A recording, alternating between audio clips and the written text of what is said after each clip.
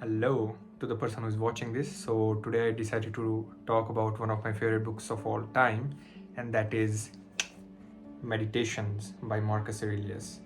So, for those of you who don't know who the man was, he was the emperor of a nation known as Rome about 2000 years ago.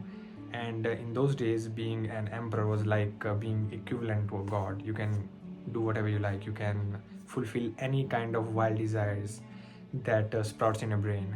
But what the man decided to do with the time he had as an emperor, he basically decided to write this book, which was his sort of personal diary.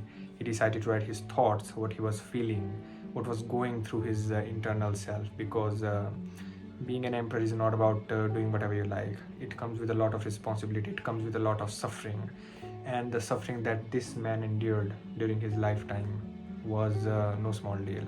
And with this book, you actually get to dive deep inside the psyche of such a man who is emperor of a nation about 2000 years ago, who can do literally whatever he wants, but he suffered in ways that we can't even fathom to imagine. So I decided, why not talk about my favorite lines or paragraphs from this book. So here, for the first paragraph, I have from part 4 or book 4 if you like. Beautiful things of any kind are beautiful in themselves and sufficient to themselves. Praise is extraneous. The object of praise remains what it was, no better and no worse. This applies, I think, even to beautiful things in ordinary life, physical objects and artworks. Does anything genuinely beautiful need supplementing? No more than justice does, or truth, or kindness, or humility. Are any of those improved by being praised or damaged by contempt? Is emerald suddenly flawed if no one admires it? Such a beautiful phrase. तो इसमें Marcus एरेलियस क्या बात कर रहे हैं? He is basically saying that the things which are actually beautiful and valuable don't need any kind of praising. In these days, what are we basically doing? We basically do this amount of small good thing, and we want to be praised by like a million of people. But Marx is basically saying that the things which are actually beautiful in life, or the things which are actually valuable in life, does not need any kind of praise, because praise is an external thing. It doesn't lead to the enhancement or the deterioration of the things which is actually beautiful. And Marcus also says that if you don't praise a beautiful thing like a diamond or like a beautiful flower, is it suddenly flawed? Is it suddenly bad? Is it suddenly damaged? If you are like calling it bad names or like criticizing or abusing the thing, is it gone bad? No, of course not. Because the thing which is actually beautiful is not going to be, lowered in any way by your contempt, or going to be enhanced in any way if you are going to praise it. Because he basically gives the example of emerald, saying that is an emerald certainly flawed if you are not going to admire it? So a beautiful, beautiful pen.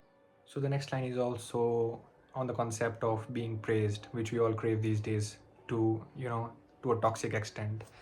So in this, Marcus says that you want the praise of those people who actually kick themselves every 15 minutes, who actually despise themselves.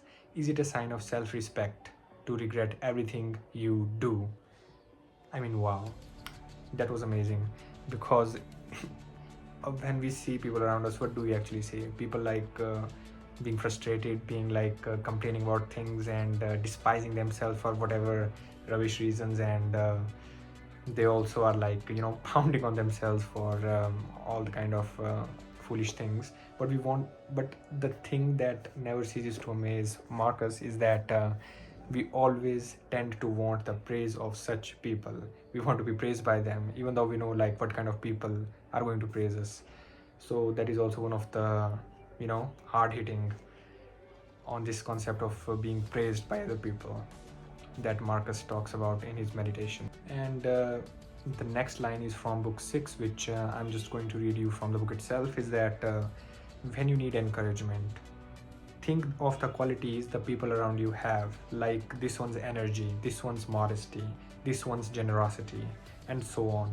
Nothing is as encouraging as when virtues are visibly embodied in the people around us, and when we are practically showered with them. It's good to keep this in mind. So in this, Marcus basically, being talking about people that there are certain qualities in people that we can, invest in our lives. So he says that whenever we need some kind of encouragement in life, what we can do, we can look to the other people, because there are always some qualities to be found in other people. Like some people are more modest, some people are more energetic, some people are more kind, some people are more hardworking, and so on and so on and so on. And he talks about that whenever we see these kind of qualities visibly embodied in other people, we the encouragement that we get from visibly seeing the other people and actually looking at them and seeing those qualities in action is the part which encourages us the most. So it also tells us that we should always surround us with people who are, more in quality and less in that kind of criticism and negative qualities, because whenever we are surrounded by those kind of people, we tend to absorb the qualities from them. So it's always good to keep this in mind. And this next one is for the students out there just like me. Okay, here I read: not to assume it's impossible because you find it hard, but to recognize that if it's humanly possible, you can do it too.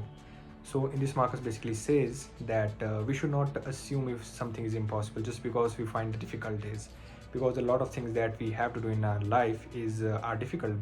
There's just no question in that. So whenever we encounter some difficult thing, we think that yeah, it's impossible to do. Why should we do it? Like the part of being a student self, we just claim it is impossible and just ditch the stuff whatever we were doing. But the thing to keep in mind is that if it is humanly possible, then you yourself can do it too. And the next one is for all those complainers out there. Even I am also a complainer sometimes. This is don't be overheard complaining about life at court, not even to yourself. So Marcus basically is saying to all people who complain not to be overheard complaining. Just not even complain even to yourself. I mean, like, this line is really spiritual, because it says that we should not even complain inside us. We should not even complain to ourselves, because the thing that is most plaguing these days is the concept of complaining. We have a lot of desires, a lot of expectations, a lot of whatever stuff. We have a lot of materialistic desires going on in here, and whenever we don't get it, what we do, we just complain like normal people. So Marcus is basically telling us to not even complain even to ourselves. The question of complaining to other people is out of the question in Marcus's mind, but we should not even complain even to us. So yeah, that is beautiful. This is a hard one. You can also commit injustice by doing nothing. So in this, Marcus says that if you are not doing anything against injustice, you're basically committing injustice yourself. Because there are sometimes we see injustice or like bad things happening around us, but what do?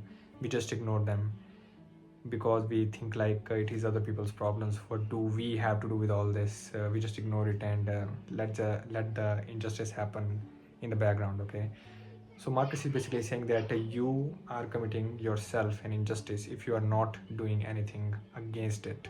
So I think it's better to remember in mind that by doing nothing, we are also being injustice in our actions. And the final one is so epic and so human to all of us, even to the Emperor of Rome. And it reads: at dawn, when you have trouble getting out of bed. Oh my god, so common problem we all face all the time. Whenever there is morning, it's so hard to get out of bed, right? Tell yourself, I have to go to work as a human being. What do I have to complain of if I'm doing to do what I was born for, the things I was brought into the world to do? Or is this what I was created for, to huddle under the blankets and stay warm? Okay, next one is, but it's nicer here. So you were born to feel nice, huh? Huddling under those blankets instead of doing things and experiencing them. Don't you see the plants, the birds, the ants, the spiders, the bees going on about their individual tasks, putting the world in order as best as they can? And are you not willing to do your job as a human being? Why aren't you ready to do what you were supposed to do as a human being? But we have to sleep sometime, a very genuine concern for all of us. Agreed, but nature has set a limit on that, isn't it? As it did on eating and drinking, and you are over the limit. You have had more than enough of that, but not of working, and there you still are below your quota.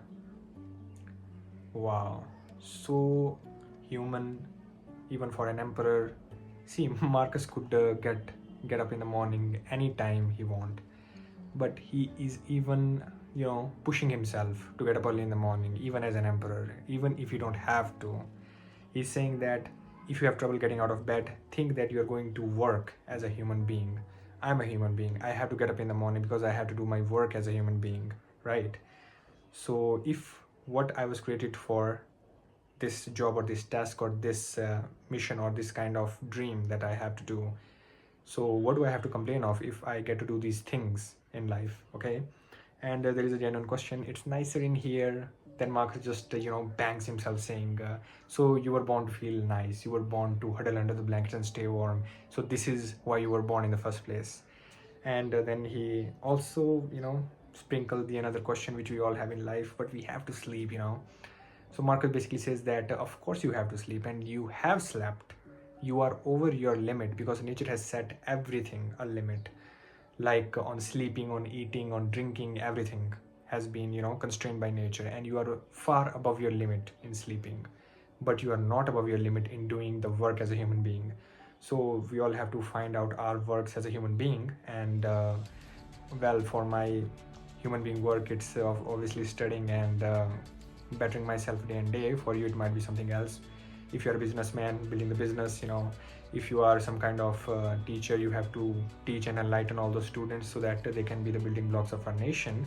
Similarly, we all have our work as human beings, and Marx is basically saying that you are not above your limit to do your work as a human being, but you are above your limit for sleeping and doing other trivial things.